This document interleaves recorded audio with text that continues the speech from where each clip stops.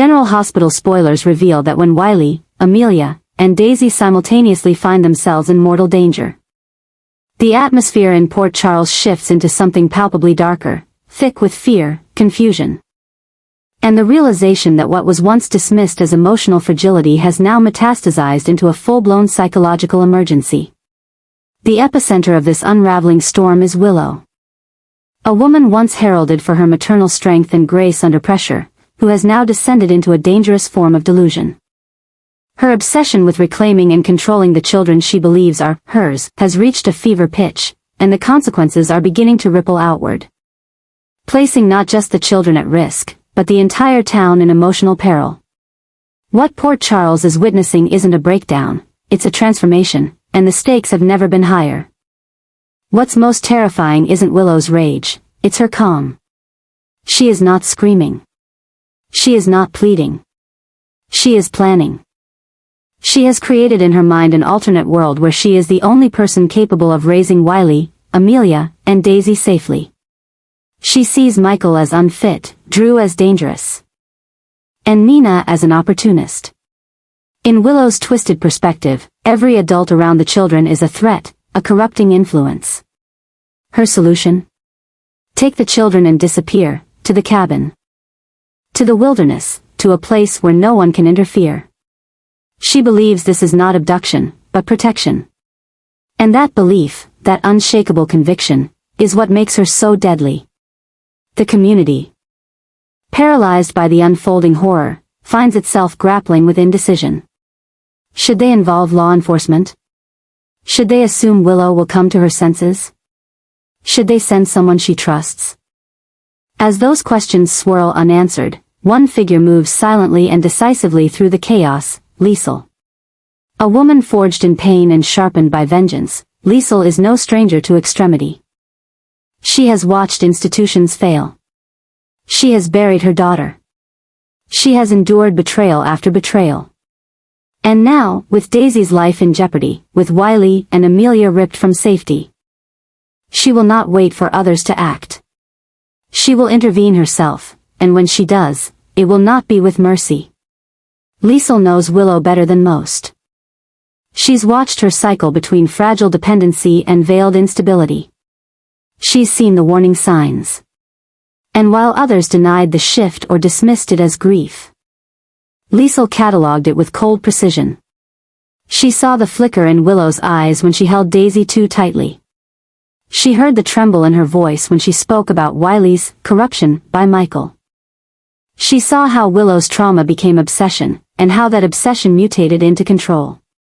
Liesl knows the mind of someone who's snapped, because she's lived inside that madness herself. But this time, the consequences are not abstract. The lives of 3 innocent children hang in the balance.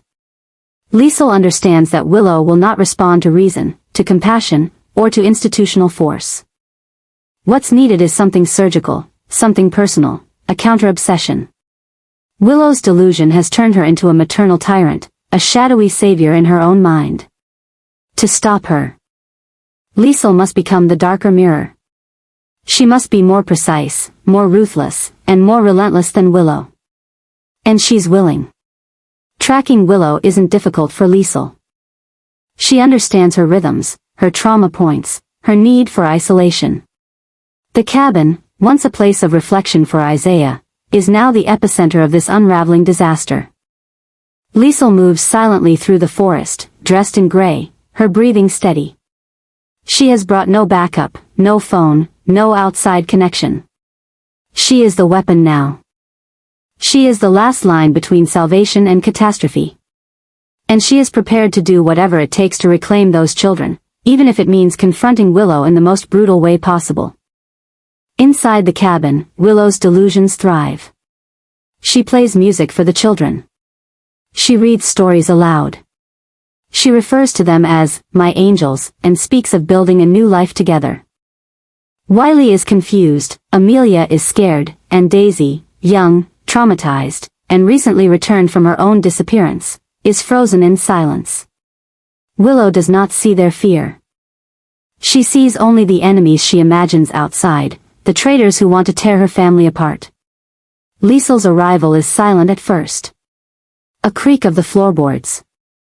The whisper of wind through a cracked window. And then, a voice, steady, unmistakable. You've gone too far. The confrontation between Liesl and Willow is not theatrical. It is primal. It is the collision of two obsessions, one built on grief, the other on delusion. Willow pleads with Liesl to understand. She says the children are safer with her. That Michael is compromised. That Drew is evil. That Mina betrayed them all. Liesl listens, but only long enough to confirm what she already knew.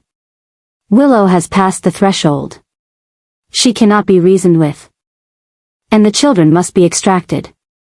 What follows is not a rescue, it is a psychological siege.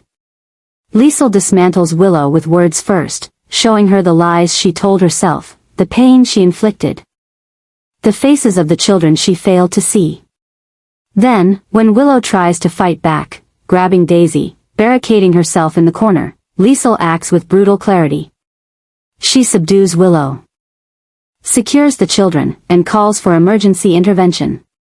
When the authorities arrive, they find a woman crumpled on the floor, eyes wild, voice hoarse, muttering about fire and purity and enemies who wear masks.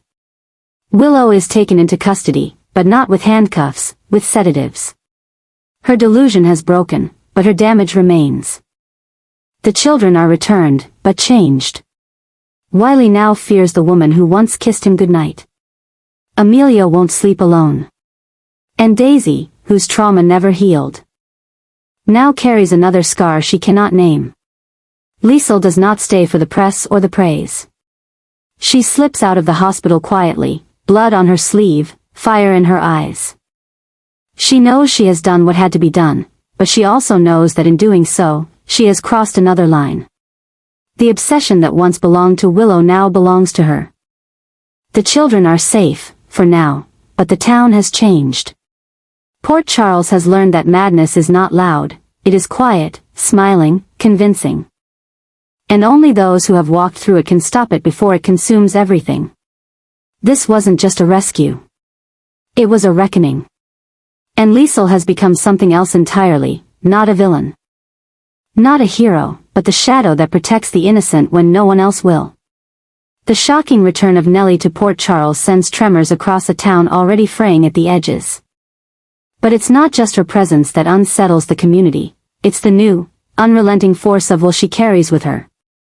Once dismissed as a manipulative figure consumed by personal vendettas and pathological lies, Nelle has now re-emerged with a singular purpose, to protect the children she once abandoned, lost, or had ripped away, and to assert her version of justice over a landscape corrupted by betrayal, delusion, and stolen truths. This isn't redemption, this is retaliation cloaked in maternal instinct. And it marks the beginning of a new, deranged recalibration of power and identity.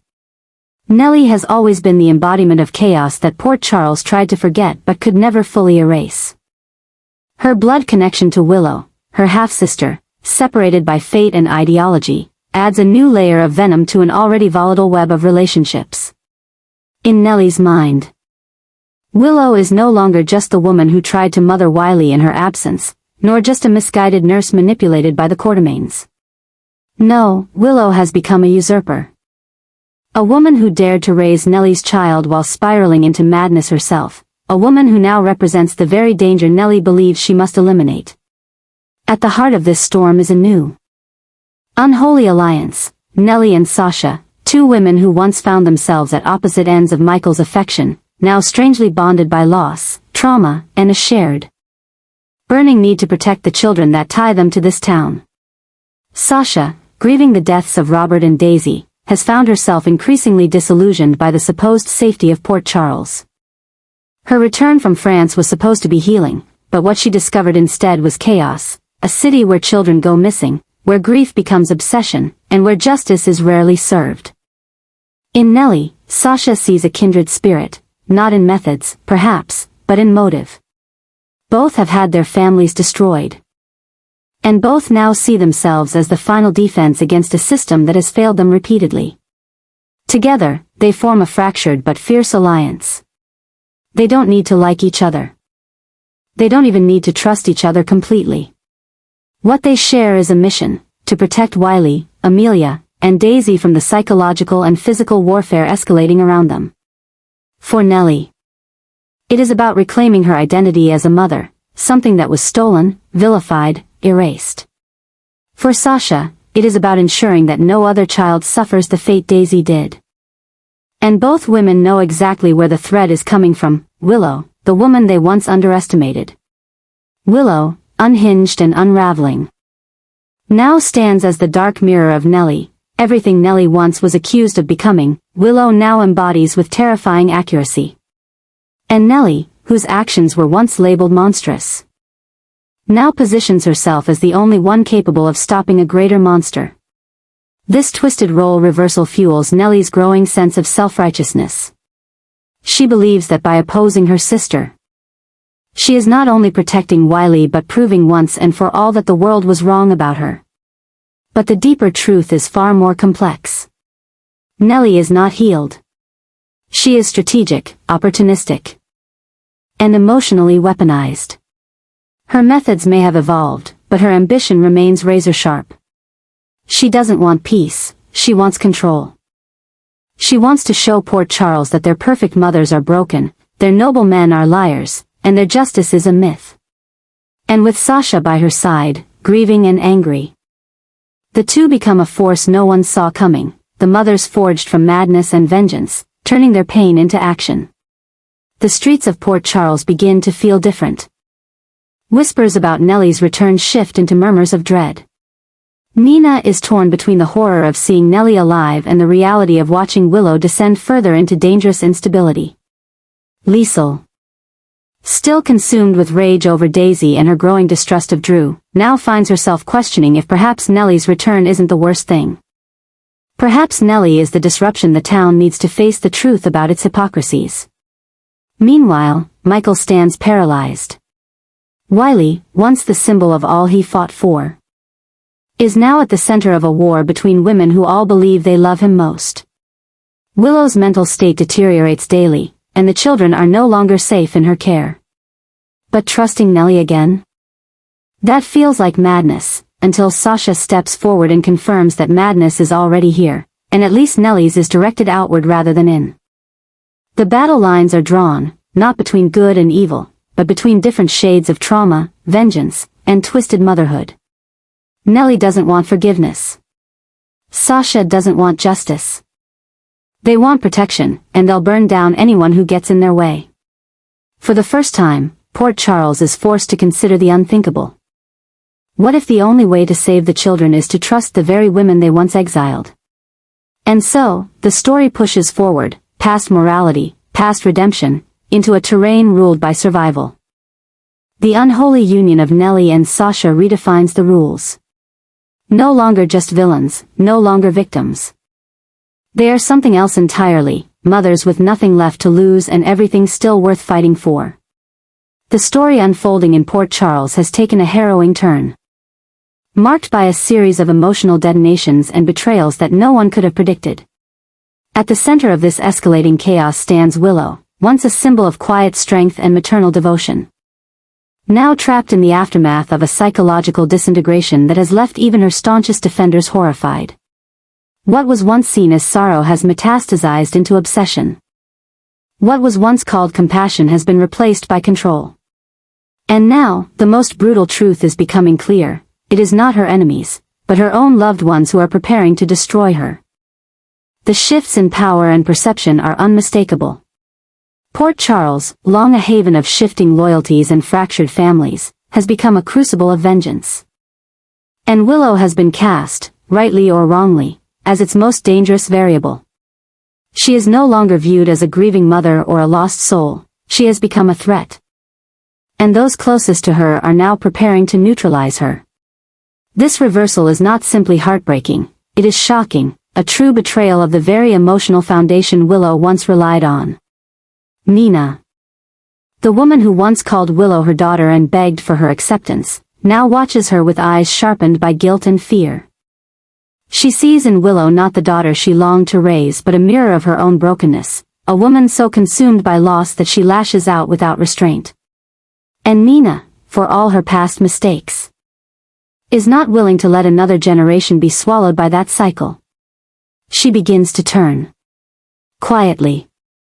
Strategically. Then there is Liesel. Once a peripheral figure in Willow's orbit, she has become a central force in the reckoning to come. Liesel has lost too much, Britt, Nathan, even fragments of her own soul, to watch another child fall victim to delusion. The death of Daisy shattered her in ways the town cannot see, and she blames Willow for the final fracture. Liesel, brilliant and brutal, now calculates with the precision of a scientist and the fury of a mother. She doesn't speak of revenge, she acts. And in those actions lies the beginning of Willow's undoing. Even Michael, once her husband and protector, begins to question everything. His children, Wiley, Amelia, have become pawns in a battle he never signed up for. Willow, once the heart of his family, now frightens him. Her behavior is erratic. Her eyes hold something unrecognizable. And the whispers in town, about cabins and missing children and voices in the woods, grow louder. Michael does not confront her directly. Instead, he begins to coordinate, pulling away, fortifying custody, and considering the impossible, that his love may no longer be enough to save her. What makes this betrayal even more devastating is that it comes disguised as love. Willow does not see herself as a threat. In her mind, she is still the mother, still the protector. Still the woman who endured a transplant, loss, trauma, only now, she believes she is finally acting with clarity. That clarity, however, is not shared. And so the people she once trusted begin to isolate her, shut her out, and plan around her. They do not tell her. They simply prepare for the moment they will have to stop her. This is not an intervention. This is an execution of trust. The town's mechanisms begin to shift.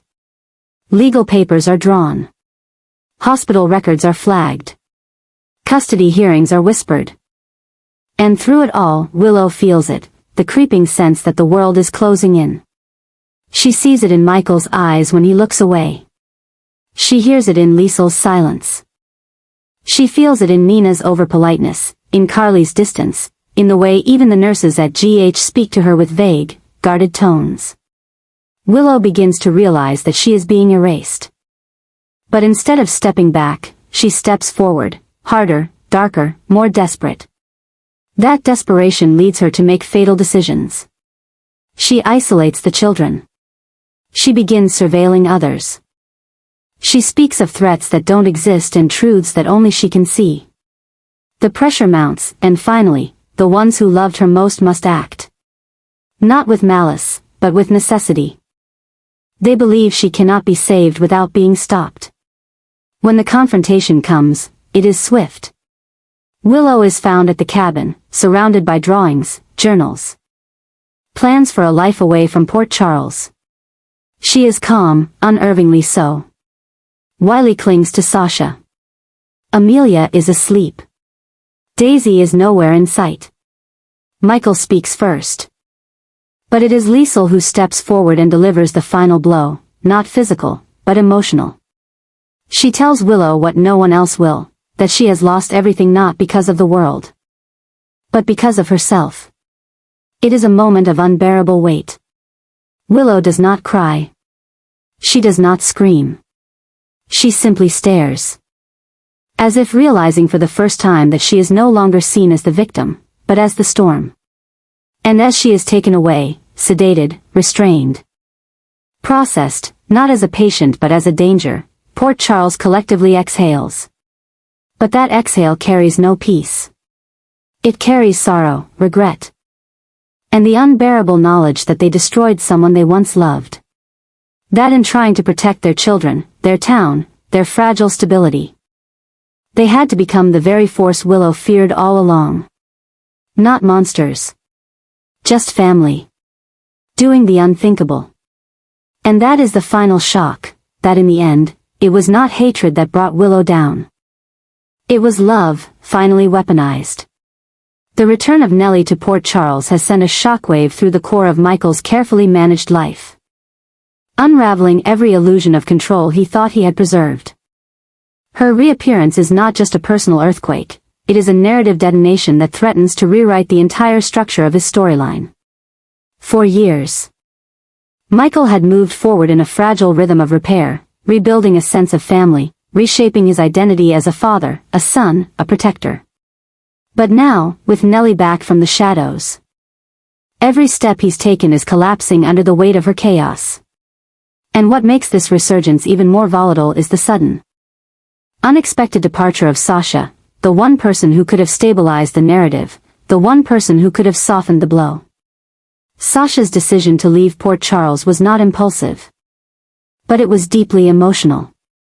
The deaths of Robert and Daisy left her hollowed out, and with the town spiraling into deeper madness, she no longer saw a future for herself among ghosts and regrets. Her exit marked not just a personal turning point, but a vacuum, an absence of maternal warmth, emotional intelligence, and rational compassion that once tethered Michael to some sense of emotional grounding. Without Sasha, Michael is vulnerable. And Nelle sees it immediately. Nelle doesn't just return, she studies the battlefield first. She sees Sasha's absence not as a void but as an opportunity. There is no one left standing between her and Michael. No moral compass to shame her, no kindred rival to challenge her motives. And more importantly, there is no one left to protect Wiley and Amelia from the seductive narrative Nelle is now spinning. She is no longer the wild, desperate woman clawing for motherhood. She has returned polished, focused, with a clear goal, to reclaim her son, to redefine her past, and to insert herself into the emotional void left behind. This resurgence marks a new evolution in Nelle's character. She is still dangerous, still unpredictable. But her fury has calcified into strategy. She moves like someone who has learned from past defeats. She's no longer trying to win Michael's love, she's trying to take back what she believes is rightfully hers. And with Sasha gone, there is no buffer. No empathy to balance the scales. Only cold calculation, and a new explosive form of maternal warfare. Michael, for his part, is rattled. He sees Nelle's manipulation for what it is, but emotionally, he is unraveling. The pain of losing Sasha, the instability of Willow, and the resurrection of Nelle's influence leave him disoriented. The children sense the tension. Wiley is confused, Amelia is withdrawn. The home that once represented safety now feels like a ticking time bomb. And Nelle thrives in that environment. She begins to insert herself, first as a calm presence, then as a mother. Then as the only adult left who claims to be sane enough to raise these children. But the most dangerous aspect of Nelle's return is not her lies, it's her truth. Because as much as everyone in Port Charles wants to deny it, Nelle is Wiley's biological mother. And Sasha is no longer around to remind anyone why Nelle should never be allowed near him. The tension that follows isn't just legal, it's psychological. Michael begins to wonder if, in losing Sasha and watching Willow disintegrate, he has anything left to offer as a stable parent. And Nelle, like the serpent in the garden, offers him absolution in the form of partnership. She doesn't need to seduce him. She only needs to present herself as a capable mother. One who is ready to co-parent. And while Michael resists, the cracks in his world are too deep to ignore. Carly sees what's happening, and she begins her own internal war. Nina is paralyzed by her loyalties to both Willow and Nelle. Liesel watches from the sidelines, calculating, furious, and possibly waiting to strike if her suspicions about Nelle's motives prove true. What none of them know is that Nelle has no interest in custody arrangements or compromise. She is not here to co-parent. She is here to conquer. And without Sasha to sound the alarm. Without Willow to function rationally, and with Michael drowning in the weight of his own guilt and confusion, Nelle has every tool she needs to take control. What was once a tale of survival and healing for Michael is now a battleground of control, legacy, and maternal dominance. The children are the prize, but the war is deeper. It's about narrative ownership. Who gets to be the mother, who gets to define the family, who rewrites the past. And in Sasha's absence, Nelle is not just stepping in, she is exploding forward. What began as a slow burn return has now become a psychological siege, and no one, least of all Michael, is prepared for just how much of the past is about to be resurrected. Nelle is not just back. She's ascendant. And with no one left to restrain her, Port Charles may soon belong to the most dangerous mother it ever tried to bury.